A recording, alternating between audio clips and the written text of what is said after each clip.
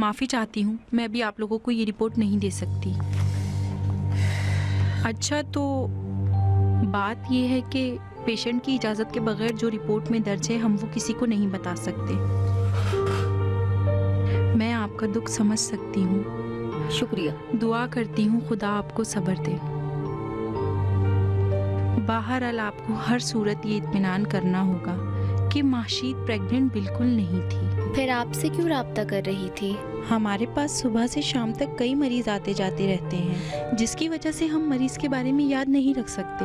लेकिन माशीद, मुझे अच्छी तरह याद है कि माशीद की इस रिपोर्ट में मैंने क्या लिखा है। एक मिनट। माशीद उस वक्त बहुत शदीद दर्द में मुब्तला थी। अलबत्ता जब मैंने उसका चेकअप किया तो उसको जनाना मसला था। जनाना मसला? क्यों? जी हाँ, बहुत सी बातें हैं। बहरहाल हमने चेकअप करके पहले ही मरहले में उसका इलाज शुरू कर दिया था, क्योंकि आगे चलकर मरीज़ के लिए इस मर्ज़ में काफ़ी मुश्किलात होती हैं।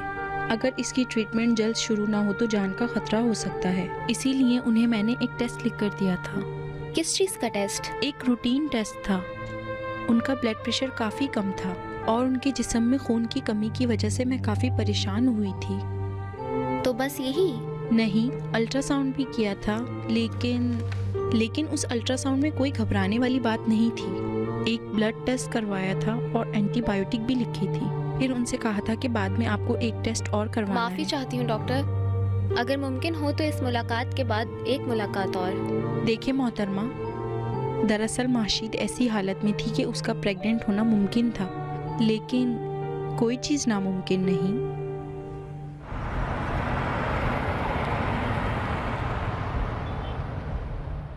यहाँ आइए, आपका नाम लिख लिया है। कुछ बातें रह गई हैं, बाद में जब फ़ोन करूँगी आपको बता दूँगी। ठीक है, आप जाइए, कोई बात नहीं। बात सुनो गुलामी साहिबा। सलाम दानिश्वर साहब।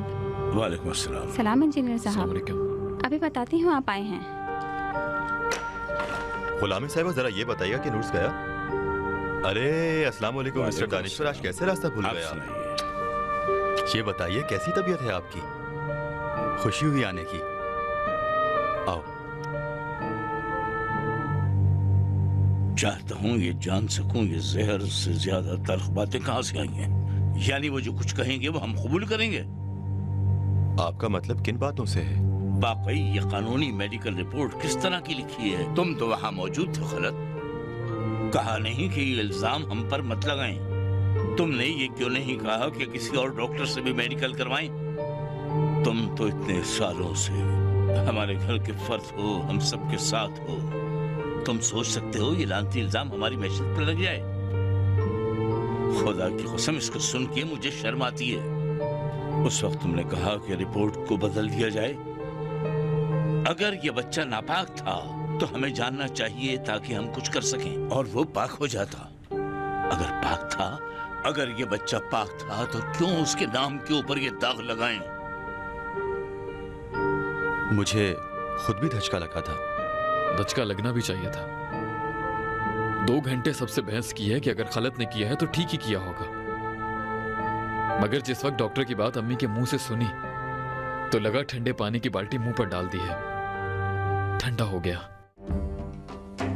डॉक्टर कह रही है कि मैशीद के प्रेग्नेंट होने की खबर बेबुनियाद है। कौन सा डॉक्टर? कानूनी मेडिकल? नहीं, उसका खुद का डॉक्टर, वही जिसके पास मरने से 3 हफ्ते पहले तक वो जाती रही है। आखिर उन्होंने क्या आखिरी मेडिकल किया है? फिर आप बताएं कि क्यों पहली कानूनी मेडिकल रिपोर्ट में मैशीद के प्रेग्नेंट होने की कोई बात नहीं लिखी गई। मेहरबानी करके इस बारे में और शक ना करें। वो डॉक्टर जिसने कानूनी मेडिकल में आखिरी मेडिकल चेकअप किया है वो जिंदा है। आप चाहते हैं कि पहली रिपोर्ट की कॉपी मंगवा लूं मैं? हमारी बात यह है कि उनकी पहली रिपोर्ट जिसके बारे में तुम कह रहे हो, तुम्हें एतराज करना चाहिए था उस पर।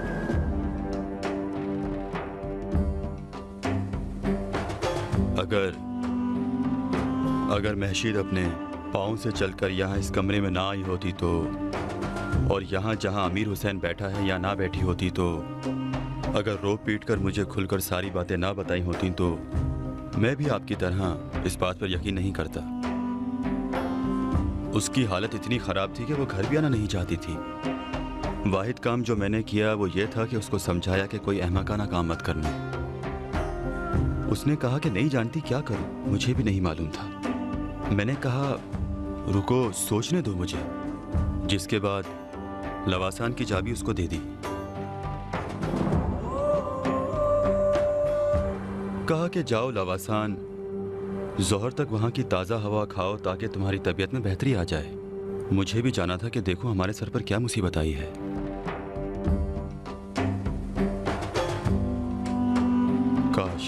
काश मेरी जबान काम ना करती और लवासान का काम ना लिया होता। काश मेरे हाथ टूट गए होते तो मैंने चाबी न दी होती। जानता हूं कि इस हालत में मुझे उस लड़की को अकेला नहीं छोड़ना चाहिए था। अगर महशीद के पास विला की चाबी थी तो आपने सौराब चाचा को क्यों फोन किया कि जब तक महशीद ना आए तुम मत जाना? तुम मुझसे पूछगछ कर रहे हो बेटा? कोई तुमसे यहाँ पूछगिछ करने नहीं आया। फिर अमीर हुसैन की बात का क्या मतलब है? ये गैर इखलाकी बात है, वो भी किससे? जब मैं आम लोगों के घर का दामाद बना तो इसकी क्या उम्र थी? मैं अगर तुम्हारे बाप की जगह नहीं रखता और तुम्हारे ऊपर हक नहीं रखता तो कम से कम तुम्हारे बड़े भाई का तो हक रखता हूं या नहीं? उस वक्त तुम मुझसे इस अंदाज में बात करते? माजरत चाहता हूँ, मैं आपसे माजरत चाहता हूँ, मगर मैं जानना चाहता हूँ कि इस एक सवाल से आप इतना गुस्से में क्यों आ गए हैं? ये एक मामूली सा सवाल है। इसीलिए कि जाहिरन तुम्हारा सवाल मामूली है। ये 1 माह 1 साल के बराबर गुजरा है। ये तमाम मुसीबत जो मेरे ऊपर आई किसी और पर आती तो जी कह रहा हूं, उसको चाबी मैंने दी, बाद में भूल गया। कहा कि सोराब चचा उसके लिए दरवाजा खोले। अब क्या तुम्हारे लिए हजरत अब्बास अलैहिस्सलाम की कसम खाऊं? मुझे क्या मालूम क्या गलती कर दी। ठीक है, मगर कम से कम हमें इतना बताएं कि महशीद का किससे ताल्लुक था? कैसी बातें कर रहे हो?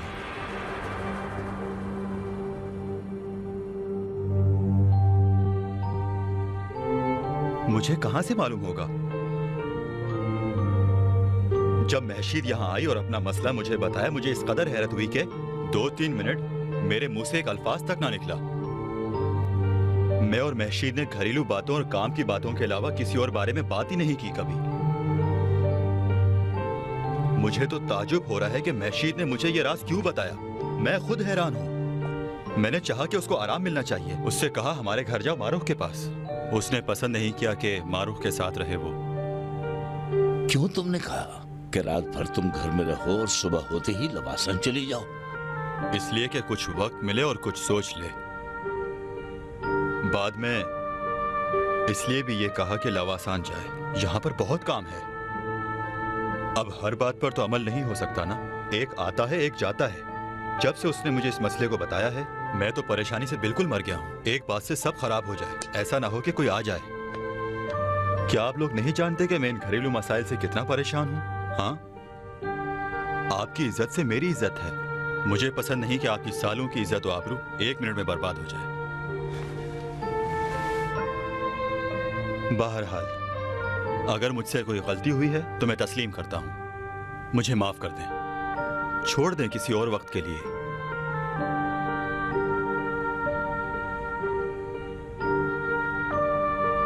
उन मसाइल से परेशान हूं जो मैं जानता हूं कि आपको भी परेशान कर रहे हैं। मैंने बगैर किसी डर के इस शहजादे से कहा इस राज को अपने सीने में रखे। हाँ ठीक है, मगर ठीक है, बहरहाल अगर आप लोग हकीकत को ढूंढ रहे हैं तो मैं भी हूं। आप चाहते हैं कानूनी मेडिकल के लिए चलें, खड़े हों, साथ चलते हैं। अगर आप समझते हैं कि एक शख्स मैं हूं तो नहीं, दूसरी मेरा तरफ वो कौन मतलब था? नहीं था। आप मुनासिब समझें तो मुझे भी देख लें कि मैं कहां तक सही हूं। अगर आप अभी भी मुझे अपने बेटे की तरह समझते हैं तो एक बात कहूं, इस नसीहत को अपने बेटे की तरफ से कबूल करें, क्योंकि यह बात समंदर की तरह गहरी है। जितना अंदर जाना चाहेंगे तह उतनी ही नीचे मिलेगी।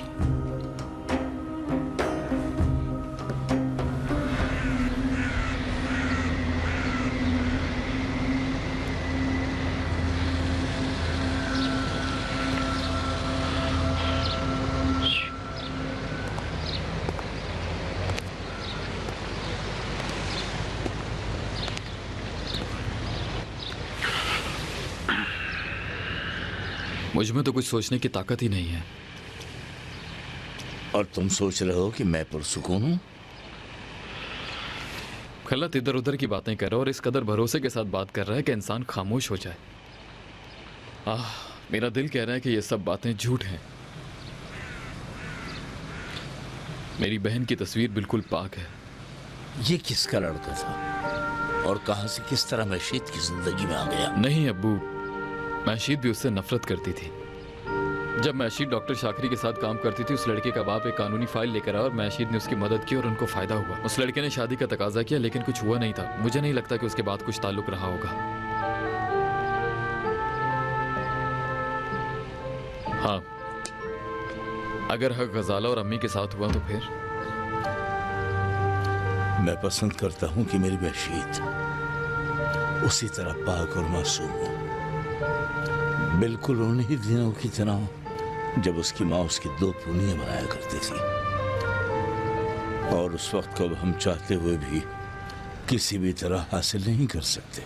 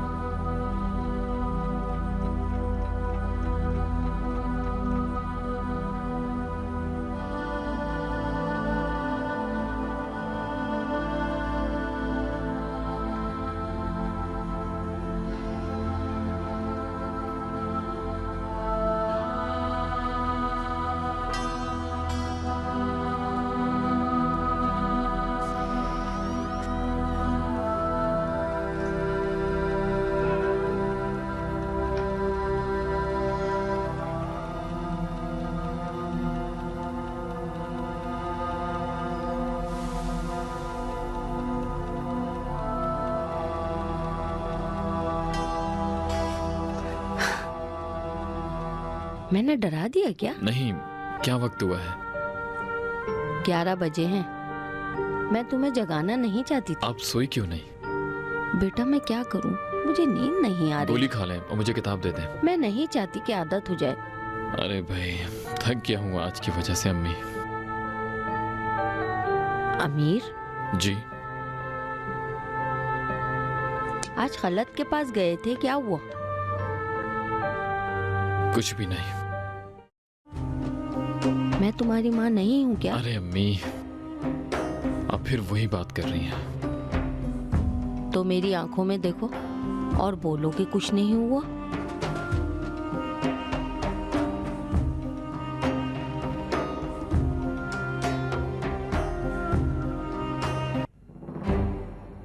तुम्हारी आंखें झूठ नहीं बोलती। इस तरह तो मुझे अपनी आंखें बंद रखनी होंगी, क्योंकि हर कोई कहता है कि तुम्हारी आंखें इस तरह, तुम्हारी आंखें उस तरह। जब मैं स्कूल जाती थी तो हमारी उस्ताद उन बच्चों को जो शोर करते थे या गलती करते थे उनको एक लाइन में खड़ा करती थी और एक स्केल हाथ में लेती थी। उसके बाद कहती थी अब बोलो, और उस स्केल से उनके हाथ पे मारती थी। एक दिन मैंने कहा कि क्यों मारती हैं? कहने लगी इसलिए कि ये सच बोलें। मैंने कहा कि इनकी आंखों में देखें, आप समझ जाएंगी कि ये झूठ बोलते हैं या सच। हाँ अम्मी, हम गए थे खलत के दफ्तर, कुछ हिसाब किताब देखना था और कुछ और चीजें थी, और जो कुछ हिसाब मशीद का बाकी था, बस यही कुछ चंद बातें थी जिसके ऊपर बात करने गए थे।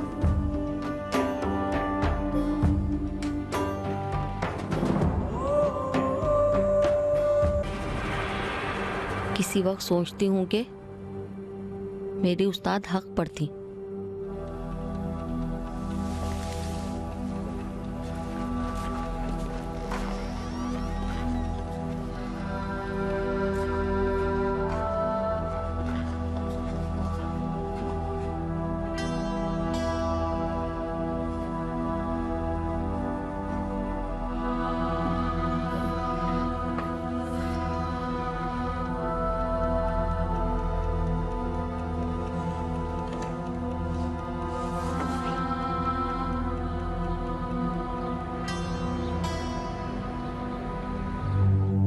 कानूनी मेडिकल के दफ्तर की रिपोर्ट की छानबीन आपके लिए सादा है जनाब। रिपोर्ट दफ्तर में खराब की गई। वो डॉक्टर जिसने पहले पोस्टमार्टम की रिपोर्ट बनाई उसकी कोई खबर नहीं है। जब भी उसका पूछो कहते हैं छुट्टी पर गया हुआ है। ये दलील कब्रकशी के लिए नहीं है मोहतरमा। जनाब इंस्पेक्टर साहब, दावा किया जा रहा है कि मेरी बेटी हमला थी और खुदकुशी भी उसने सिर्फ इसी वजह से की है। हमें ये जानना होगा कि ये दावा ठीक है या नहीं। अच्छा, इस कानूनी मेडिकल की गवाही में तो कहीं भी हमला होने का जिक्र नहीं है जनाब। इत्तेफाक से यही बात हमारी परेशानी का बाइस है। अगर ठीक है तो हम जाएं और अपने हाल पे कुछ फिक्र करें, और अगर ये दावा ठीक नहीं है तो हमें अपनी प्यारी बेटी की हैसियत का दावा चाहिए। मुझे उलझाए नहीं। गवाही देने वाला कह रहा है कि लड़की ने खुदकुशी की है और कुछ नहीं। किसने ये दावा किया है? वो पागल नहीं थी जो ऐसे ही खुदकुशी करे। ये फर्ज करना भी महाल है कि उसने खुदकुशी की है। जरूरी है कि इसकी कोई दलील हो। आप मुझसे ये दलील क्यों पूछ रहे हैं? जाएं और उसकी जिंदगी की छानबीन करें। उस दफ्तर से असल खराबी करने का गवाह हाजिर हो जाए तो क्या आप कब्र कुशाई और दोबारा मेडिकल पोस्टमार्टम की इजाजत देंगे? हाँ शायद। फिर हमें कोई इख्तिलाफ नहीं। गहराई जानना चाहते हैं, किस लिए? कातिल मेरी बहन को कत्ल किया गया है जनाब। ये बहुत बड़ा दावा है जवान। देखिए इंस्पेक्टर साहब, अगर पोस्टमार्टम रिपोर्ट पहले से अलग हो तो असल में आपकी नज़र में फाइल में तहकीकात नाकिस हैं। मैं ठीक कह रही हूँ ना? जी हाँ। अब जब बात यहाँ तक आ गई है तो हम आपसे 2 लोगों के बारे में बात करना चाहेंगे। वो कौन लोग हैं आपकी नजर में? मशीद का एक साबका रिश्ता लेकर आने वाला, और फिर जाने क्यों उसी दिन से वो लापता हो गया है। फिर आप लोगों ने खुद से तहकीकात की है? आप खुद को मेरी जगह पर रख के सोचें जनाब इंस्पेक्टर। मैं नहीं जानता कि आपकी बेटी भी है या नहीं। जी। अच्छा, अगर खुदा न ख्वास्ता मेरे मुंह में खाक, फर्ज करें कि आपकी बेटी ने खुदकुशी कर ली है। ऐसी बेटी जो कल तक खूब ऐशो इशरत आराम से जिंदगी गुजार रही हो अपनी, और उसने अपने मुस्तकबिल के सुनहरे ख्वाब भी देखे हुए हों। अपनी जिंदगी से, अपने घर वालों से वो बेपनाह मोहब्बत करती है। किस हाल में तुमको धोखा देगी, आपके ज़हन में क्या आएगा? रंज और मुसीबत से जब आप बाहर आएंगे, क्या ये बड़ा सवाल आपके ज़हन में नहीं आएगा? कोई भी शक आपके दिल में नहीं आएगा क्या? हम ये नहीं चाहते कि शक के साए में जिंदा रहें। क्या समझने वाली सिर्फ एक बात हो बड़ी, जिससे हमारी निगाहों के सामने खुदकुशी की एक बड़ी वजह सामने आ जाए, या फिर लाजिम है कि हम खुदकुशी पर शक करें?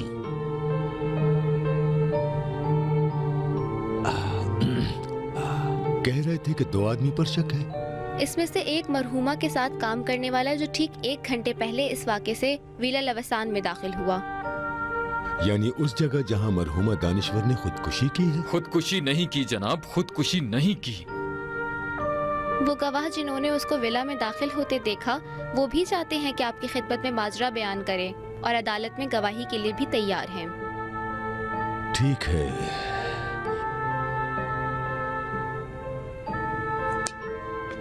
मैं कब्र कुशाई का तकाजा करूंगा और जज से भी इजाजत ले लूंगा। बहुत शुक्रिया जनाब इंस्पेक्टर।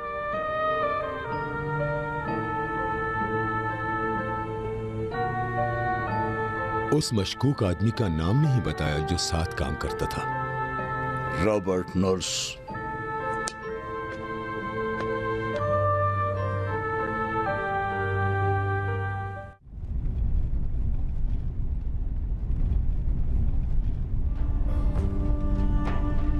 अब ये हमें इतना तंग करेंगे कि हम अपनी ही शिकायत पर पशेमान होंगे। इत्तेफाक से बरखिलाफ हुआ। हमारी बातों से इंस्पेक्टर पर मुस्बत असर हुआ। मेरी निगाह में भी ये सब कुछ इतना बुरा नहीं था। नहीं, मेरा मतलब है कि अगर कब्र कुशाई से हमारी बात साबित हो जाए, उसके बाद चाहें कि नुर्स या सईद की शिकायत करें, फिर मसला शुरू हो जाएगा। नुर्स का जब नाम लिया उसका रंग बदल गया अचानक, तुमने देखा? हाँ। अच्छा, हमें क्या करना चाहिए? ये तो नहीं कर सकते कि खुद आदमियों का पीछा करें। बिलाखिर कानून भी कोई चीज है। अच्छा, फिर किसने मुझे कहा था कि मैं छावनी से भाग जाऊं? तुम ही कह रही थी ना कि ये हो जाएगा वो हो जाएगा। जब मैं आ गया हूँ तो हर चीज कानून पर छोड़ रही हो। मेरे ख्याल से ऐसा ठीक नहीं है कि एक तरफ हम काम करें और एक तरफ कानून। अगर मैंने कहा है कि ट्रेनिंग पर मत जाओ तो इसलिए कि कुछ दिनों बाद तुमको रोड पर फेंक देंगे। उस वक्त तुम्हारे हाथ में एक डंडा होगा और इधर उधर कर रहे होंगे। अभी तो कुछ पता ही नहीं। तुमने खुद देखा था तबरेज में क्या हुआ था। आखिर तुम नहीं जानती, मैं जानता हूँ। और मेरे ख्याल से जिस बारे में पता ना हो उस बारे में बात नहीं करनी चाहिए। मेरी निगाह में ये बहस ज्यादा हो गई है। अभी तो मेडिकल इंचार्ज ने हमारी दरख्वास्त से खबर गुशाई को कबूल किया है। सब्र करें और देखें इन मराहिल का क्या नतीजा है। हाँ, मेरा मतलब भी यही था। अभी हमने कब्र कुशाई का तकाजा किया है। नूर्स का मसला बयान करना इस मुलाकात में एक गलती थी। तुम खुद भी वहाँ मौजूद थे। अगर उसका नाम न लाते तो शायद वो कबूल ही नहीं करते हमारे तकाजे को। कोई भी चाकू अपने दस्ते को नहीं काटता। कानूनी मेडिकल रिपोर्ट की तब्दीली या अकेला किसी पर इल्जाम लगाना काफी नहीं है। मेरी नजर में इब्तिदा हमने अच्छी की है। मैं भी इस मुलाकात से राजी हूँ। फिलहाल इंतजार करें कि जज क्या कहता है।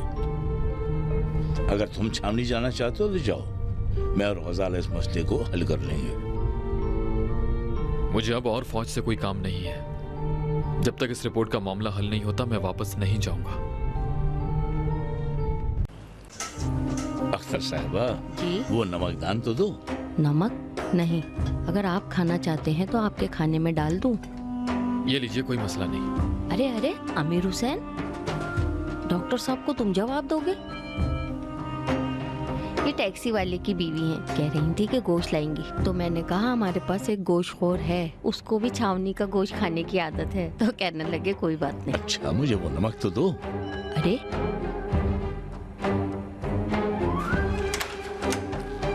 अस्सलाम वालेकुम। अम्मी घर पर हैं? जी, खाना खा रही हैं।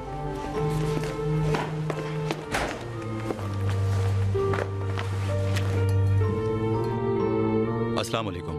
अरे खलत तुम हो? कैसे सही टाइम पे आए हो। आओ बैठो। कोई खास बात नहीं है, तुम नाराज मत होना। मारूफ कहाँ है? मारूफ पता नहीं, उसे कहीं जाना था अपने किसी काम से। अमीर हुसैन एक प्लेट लेकर आओ खलत के लिए। नहीं नहीं नहीं, नहीं खाऊंगा। क्यों? अच्छा सलाद तो खाओगे ना? मुझे घर जाना होगा, मारूफ इंतजार कर रही होगी। इस बारे में दफ्तर में हमने बिल्कुल भी बात नहीं की। आप यकीन करें हमारा ऐसा इरादा था ही नहीं कि इस बात को ना छेड़ें। इशारा क्यों कर रहे हैं? अम्मी के सामने ना करूं ये बात? क्यों चाहते हैं कि अम्मी को ये बात मालूम ना हो? तुम लोग किस बारे में बात कर रहे हो? इतनी अहम नहीं है, बाद में बता दूंगा तुम्हें। अहम नहीं है? मेरी इस घर में कोई हैसियत ही नहीं है।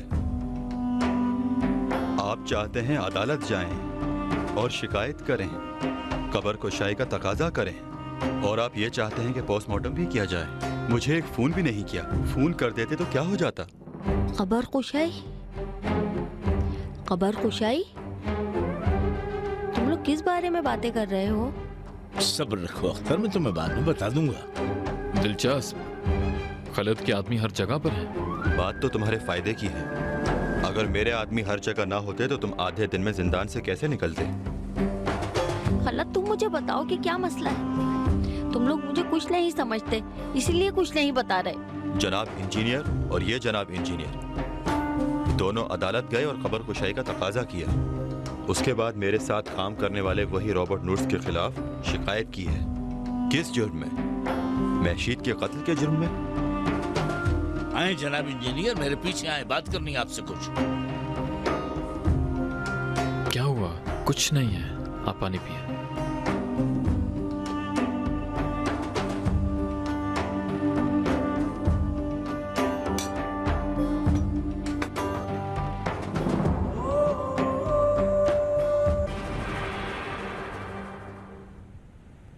आखिर होता क्या है? आधे घर वाले आधे घर वालों के खिलाफ हो जाते हैं। ये नुर्स आखिर कब से शामिल हो गया हमारे घर वालों में? आप तो बेहतर जानते हैं कि मैं क्या कह रहा हूं। अगर नुर्स के खिलाफ शिकायत कर रहे हैं तो उसके पीछे सोचा है कि मुझे क्या जवाब देना होगा?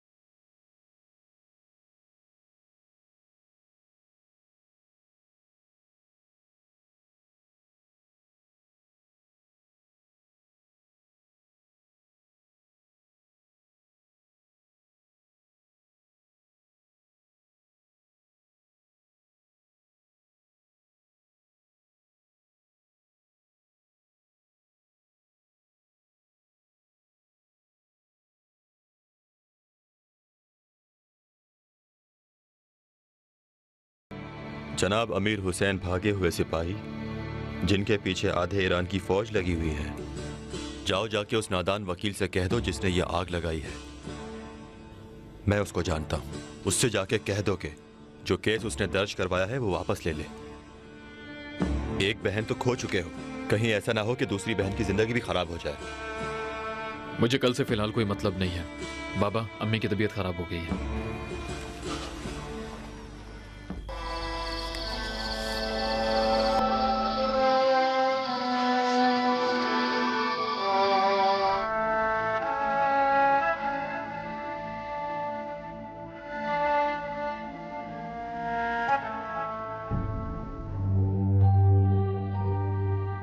इसलिए कुछ नहीं बता रहे। मैं हिम्मत रखती हूँ। उस रात जब खबर आई, जब तुम्हारे बाबा बेहोश हुए, तो मेरी आंख में एक आंसू भी नहीं था। सोचा एक को खो दिया है, एक का ख्याल रखूंगी। ठीक है अम्मी, अब आप खड़ी हो और अपने कमरे में जाएं और थोड़ी देर के लिए आराम कर लें। मैं यहाँ से नहीं जाऊंगी। मैं चाहती हूँ कि मैं अपनी बच्ची के कमरे में ही रहूं। और अब तुम ये चाह रही हो कि एक को हम अपने हाथों से गवा दें? किया तो है, और क्या करूं? क्यों उसका सामान हटा दिया? उसकी तस्वीर क्यों हटा दी? इन दीवारों पे मैशीर की तमाम चीजें मौजूद थी। उसके कागजात को कहां लेकर गए हो? अभी हमारे लिए महशीद की कहानी लकड़हारे की कहानी की तरह है। आप इससे दूर रहें। अगर बेगुनाह हुई तो उसका एक एक सामान वापस लगा दूंगा, और अगर गुनाहगार हुई उसका सारा सामान जला कर रख दूंगा। शर्म करो तुम क्या जानते हो? माँ की मोहब्बत गुनाह और बेगुनाह से कोई ताल्लुक नहीं रखती। माँ बच्चों को बगैर किसी शर्त के प्यार करती है।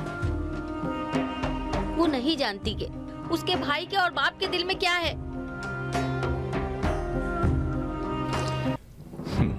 बाप कब्र कुशाई का मुंतज़िर है।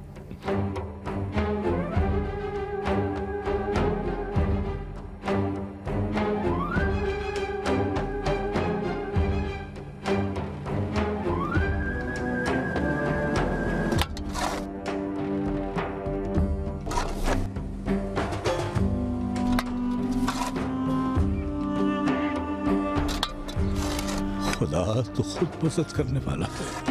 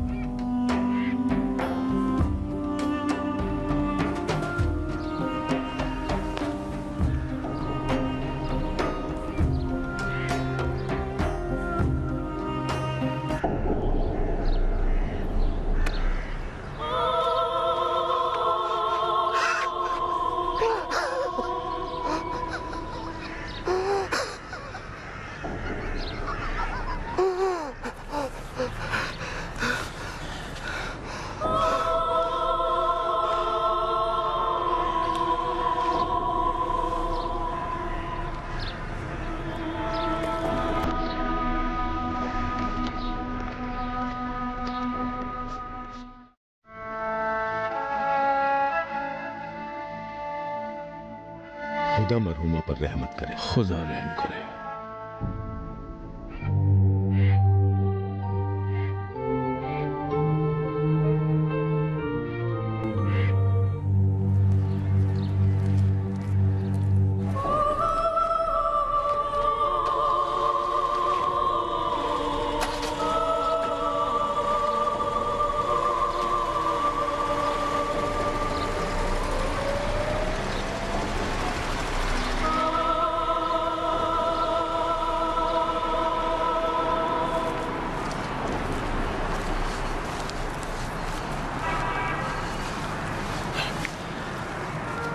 पहली बार जब मशहद मुक़द्दस गए थे, तुम्हें याद है?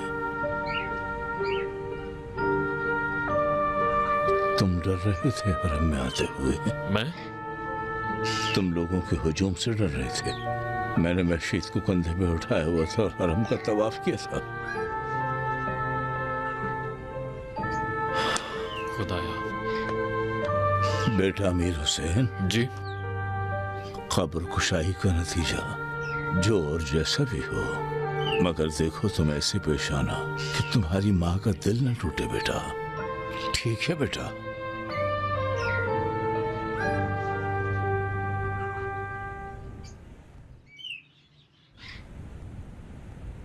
किस लिए आई हैं?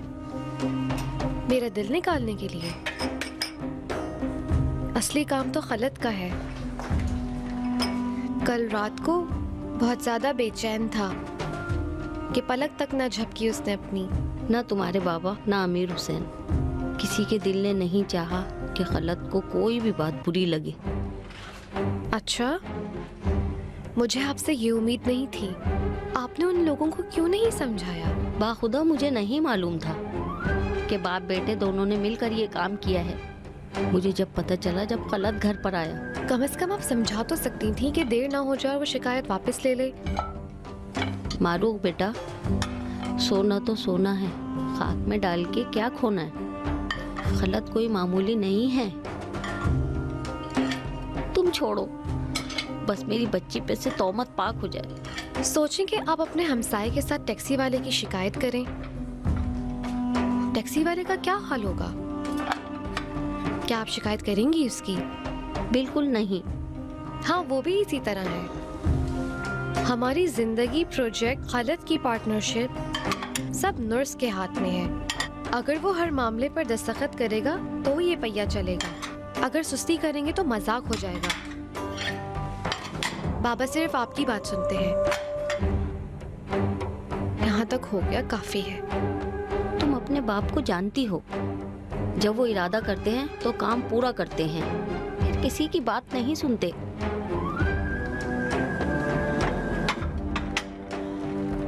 अमीर हुसैन भी उनके साथ मिलकर किसी को नहीं देख रहा है।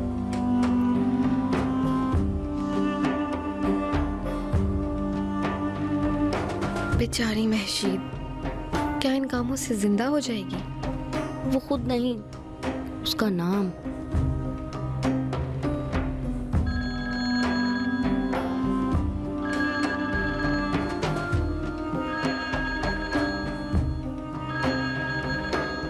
हेलो जी, जी मारूफ बात कर रही हूँ।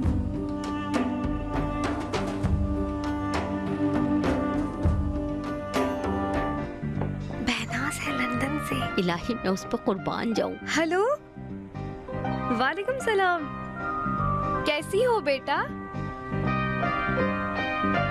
फोन क्यों नहीं कर रही थी?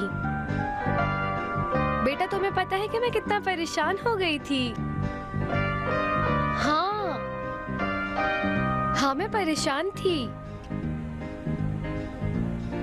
बहनाज, मुझे बताओगी कि यहाँ कौन है? नहीं, तुम्हारी नानी। हाँ हाँ हाँ हाँ, जी जी। अच्छा, उसका जवाब तैयार है, कल आपको भेज दूंगा। कोशिश करूंगा कि कल जोहर के बाद आपको। कोई बात नहीं, कोई हुक्म। मेहरबानी, खुदा हाफिज। कैसे हैं आप? पोस्टमार्टम की रिपोर्ट को यहाँ चेक किया जाता है। थोड़ा रुकिए।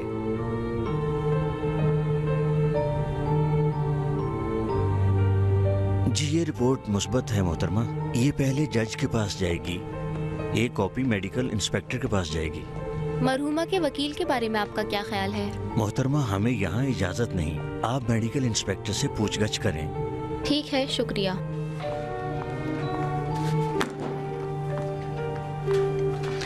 तुम चाहती हो कि मुझे इदारे से बेइज्जत करके निकाल दिया जाए? नहीं। जो तुम कर रही हो इसका मतलब यही है। अच्छा, मैं तुमसे क्या मांग रही हूँ?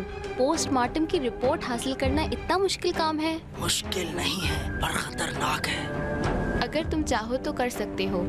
वादा नहीं करता। ठीक है, मैं रात को क्लिनिक आती हूँ। अगर कुछ हो गया तो मैं खुद तुमको फोन करूँगा। अगर फोन करना हो तो कर लेना, मगर मैं आऊंगी। चलो अमीर हुसैन। कहाँ? डॉक्टर साहब, अगर हो सकता है तो कुछ करें, क्योंकि मुमकिन है कि एक बार दोबारा वो उसको बदल दें। चलो।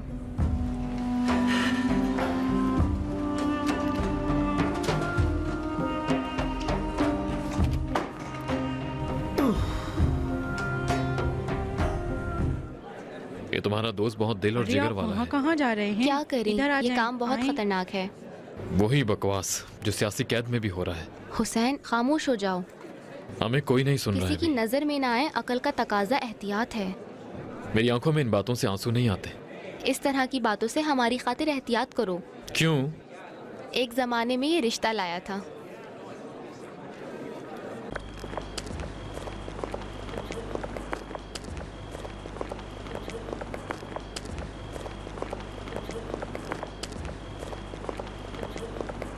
आप लोगों के लिए पढ़ता हूँ। रोल नंबर फला, तारीख फला, जज मोहतरम तेहरान, मरहुमा महशीद दानिश्वर के पोस्टमार्टम की रिपोर्ट का नतीजा क्या इस तरह है? आपके खिदमत में अर्ज है कि मरहुमा मरने के वक्त कंवारी थी। इसी तरह तजर्बा टेक्नोलॉजी से ये भी मालूम हुआ है कि मौत दम घुटने की वजह से हुई है। पहले दम घोट कर मारा है, फिर फांसी पर लटकाया है। इसी वजह से नरखरे और गले की तमाम हड्डियां सलामत हैं। जैसे कि आप लोग जानते हैं कि जब फांसी लेते हैं तो गले और हलक की तमाम हड्डियां टूट जाती हैं और फिर इस तरह मौत वाक़या हो जाती है। और अब दस्तखत, मुहर और फना फला।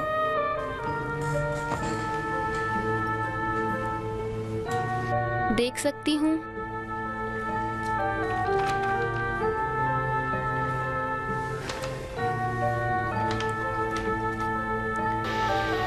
अच्छा, ये हमारे पास रहे तो बेहतर है। कहीं मेडिकल इंस्पेक्टर को देते हुए कॉपी तब्दील ना हो जाए। मेरी जिंदगी के साथ मत खेलो। वो समझ जाएंगे कि मैंने तुम्हारे लिए निकाली है। किसी को पता नहीं चलेगा। तुम नहीं जानती, समझ जाएंगे। डॉक्टर, एक दफा तो अपनी जिंदगी से मत डरो।